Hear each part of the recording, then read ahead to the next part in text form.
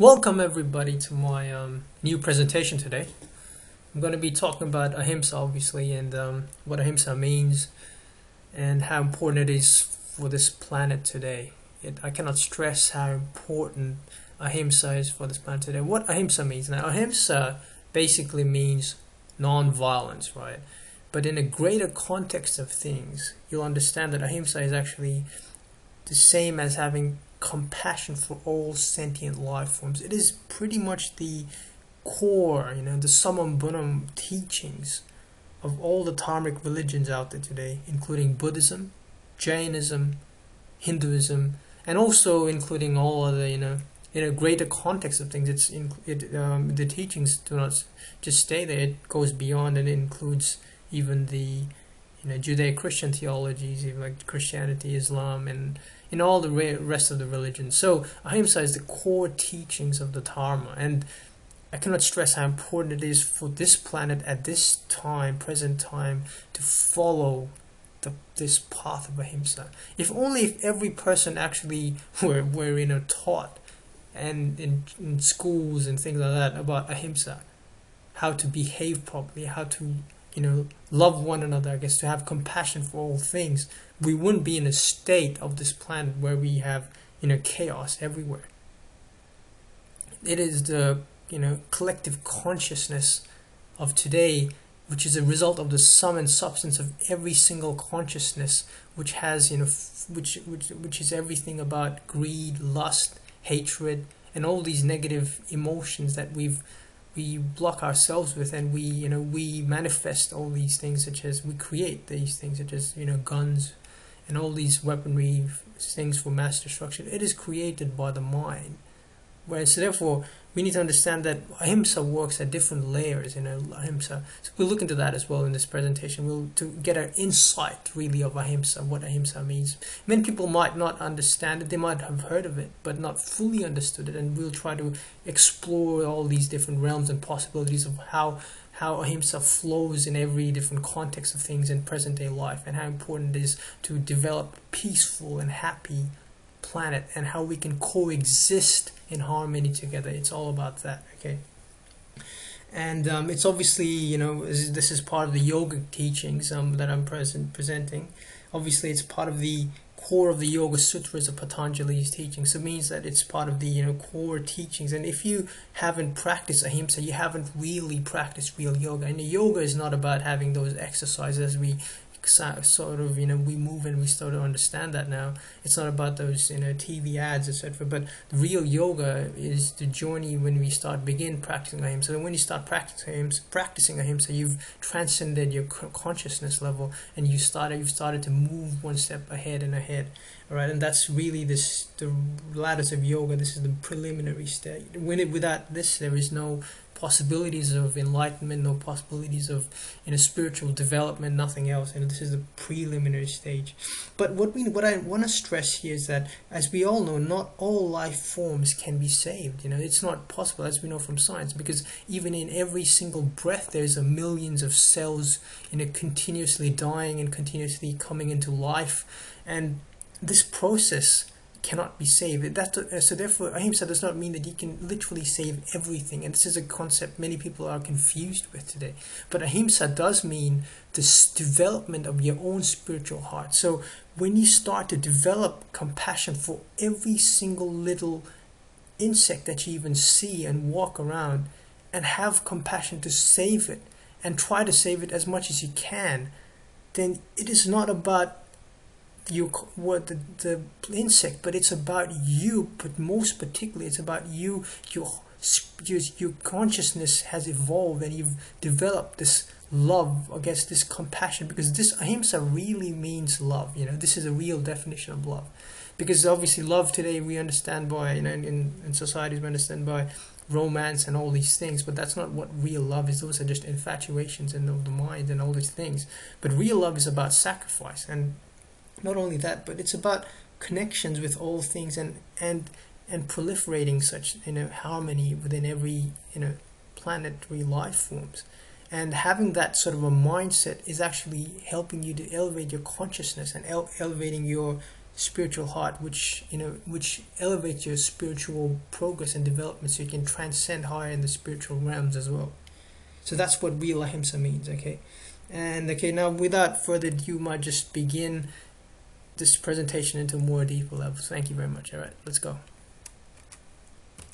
Okay, now the next slide here I've got here is obviously just a little brief overview, and it's showing like sort of a tree of life diagram. It's not related to any of these things, but what I'm trying to tell you here is about the core of the Vedic spirituality teachings about the transmigration of the human soul. I guess not the human soul, but the soul itself. Okay, many people sort of don't understand the real essence of spirituality, and this sort of this slide and this understanding is going to hopefully explain that further, to help you understand how important spirituality, how important ahimsa really fits into this category of spirituality as well.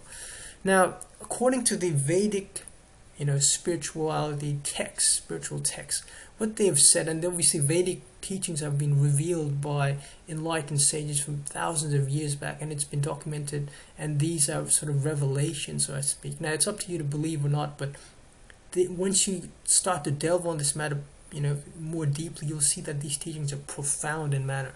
Okay.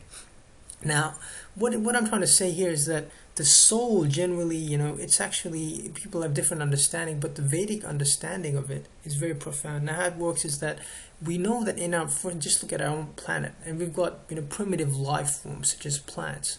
And then from plants, we've got, slowly we see the development of insects and all these other things. And then we've got these, fishes and all these things. And then we've got more complex life forms. So we have this variety from the very subtle, the basic level of life forms, very simple, and from there we've got very complex life forms, and then the most complex obviously is the human being right here, isn't it?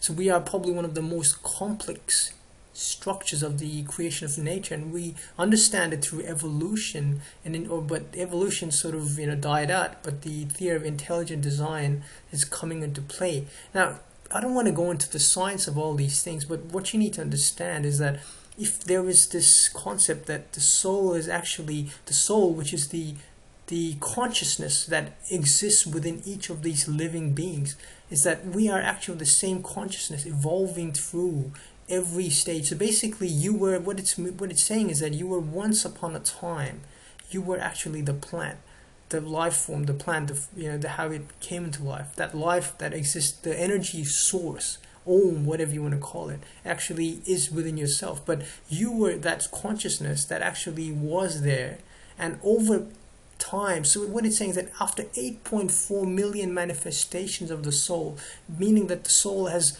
become a plant, then it's become a fish, then it's become a jellyfish or whatever, and it's become one of these flowers, butterflies, etc. So after all these evolution of the soul is able, it basically just changes into different bodies. That's what the soul does. That's what the understanding is. The soul keeps on migrating into more complex life forms, and finally it enters the state of a human being where it can actually transcend higher into the divine, back to the divine. So basically, you're coming from the divine, you're experiencing life into various different forms, and finally merging with the divine. That's the goal of the whole sort of planetary existence. That's the understanding, and therefore the human birth is so important, because we ourselves, it's been understood that we've been evolved many times, and we finally attained the state of a human being to actually transcend higher. But that can only happen if we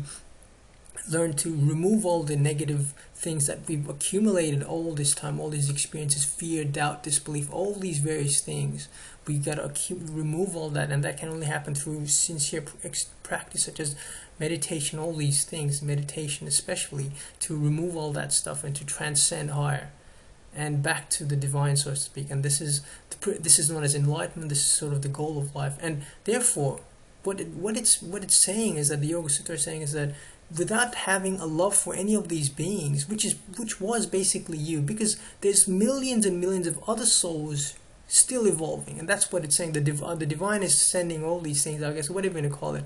So everything is sort of linked to one another. Every other life form is experiencing some sort of a life, And therefore, if you start killing them or you start eating any of these life forms, what's happening is that you are breaking the laws of these, showing that you don't have any appreciation for the divine that exists within each of these planets, or each of these forms.